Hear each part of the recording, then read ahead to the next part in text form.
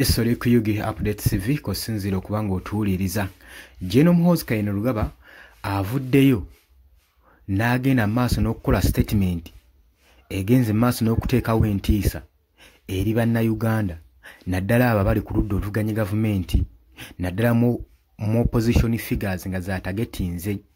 Statement eno lwaki bangi bavuddeyo gikomentingako saako n'ebitongole ebirwanirira eddembe ly'obuntu kubanga eno statement ebadde yawukanamu ku za bulijjo zaatera okugenda mu maaso n'okupostinga ku mukutu gwe ogwa Twitter.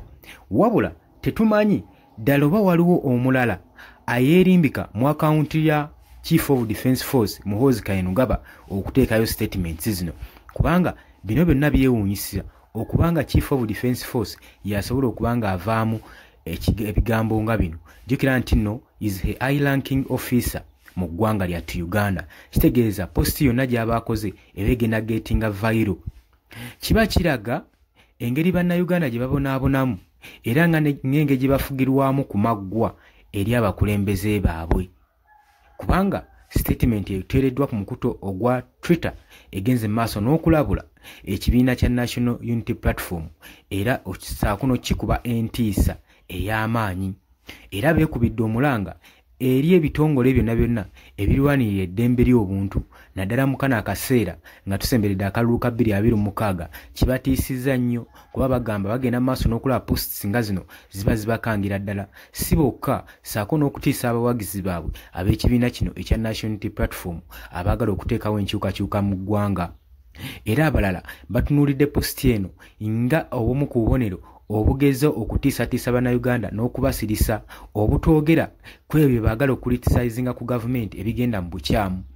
Kakati eno ensonga erinnya enkandaggo gw'omukwano gwange mpuliriza naye nga nnyongera okukujjukiza oli ku Yugi Update CV kosinzidde okuba ng'otuwuliriza wabula gwe atannatweyungako nja kukubiriza kirirako wansi waliwo ekigambo subscribe okikooneko obeere nga otweyungako ddala bulungi butereevu gw'omukwano wange ali yampuliriza. Abali emitala w'amayanja bali Qatar, Oman, Dubai, Saudi Arabia, Jordan, abali mu US, UK mwenna mbatumiddeko nnyo mwe bali kwekuumira ku mayingo gano.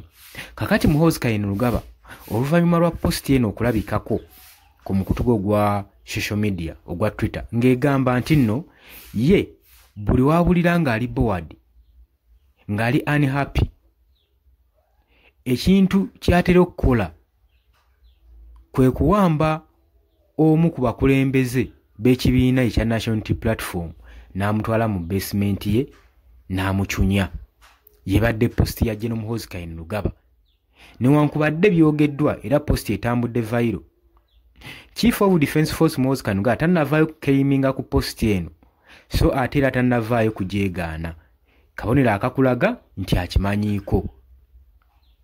Ekibiina kya National Unity Platform kyo kyavuddeyo dda ne kitakula ku njala ku bino ebigenda mu maaso n'okwogerwa era ne kikowoola ebitongole byonna ebirwanyirizi by'eddembe ly'obuntu mu Uganda biveeyo ku nsonga eno.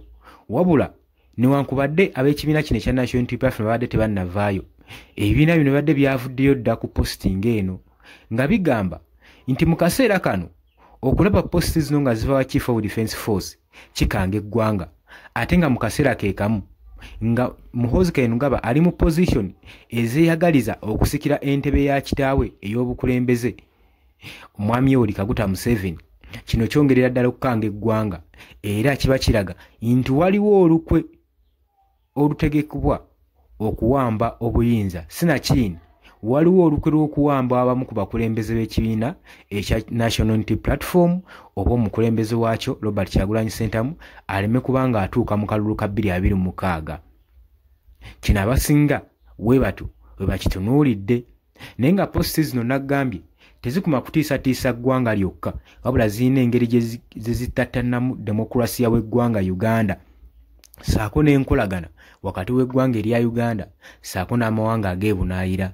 Kino nno kabanga kabonero akalaga nti mu ggwanga lyattu Uganda temulimu demokulasiya era n'akalulu akajja aka 2026 abantu batandise dda okukalengezza olwa posti zino ezigenda mu maaso olw'okutiisibwatiisibwa olwa bills ezisiŋŋanyizibwa buli kadde ng'ate ziyita mu paliamenti. Kati ne kyesanga nga mu ggwanga lyattu Uganda bannayuganda tebakyalinamu sekita oba na ministry gye beesiga nti eno yeyinza okuba nga ebalwanirira, kubanga buli ekigenda mu maaso n'okukolebwa mu ggwanga lyattu Uganda kimenya mateeka, era bannayuganda bali ku bunkenke era bo bagamba baliwo ku bwannamunigina. Yensonga lwaki olaba bakuliriza nnyo ekyakalulu akajja aka 2026 nga bagamba ku luno tetugenda mu kalulu kokka, tebigenda kubanga bya 2021 wabula mu kano tugenda mu protest vote. Ekyo nno kyekiri ku mimwa gya bannayuganda naddala abo bali ku ludda oluvuganya gavumenti. Bagamba bino byonna tebyandibaddewo singa abadde balinamu sectors ne ministries ezigenda mu maaso n'okubalwanirira. Naye bagamba ebitongole ebikuumaddembe ejje ekkulu lya Uganda People's Defence Force niyo kennyini eryandibadde nnyuto nga ligenda mu maaso n'okulwanirira sayidi zombi lyasalawo kwesuulira gwa Naggamba ne lisala eddiiro era ligenda mu maaso n'okuba nga lyerikoze ekinene ennyo okuumira gavumenti eno eriko mu buyinza. So ebyokuweereza bannansi babivaako dda, bo bagezaako kulaba butya bwe bakuumidde Mwami Yoweri Kaguta Museveni n'ekibiina kye ekya NRM mu buyinza. Ebyo si bigambo bya mukutu guno wabula bigambo bya Uganda abagenda maaso n'oteekayo comments nga balaga okwennyamira kwabwe n'obutali bumativu engeri gavumenti gyegenda maaso n'okubafugamu naddala mu kano akaseera nga basemberedde akalulu ka 2026. Oli ku Yugi Updates TV webale kwekuumira ku mayingo gano. Mbagala nnyo, tugenda kubanga tukomawo, mweraba.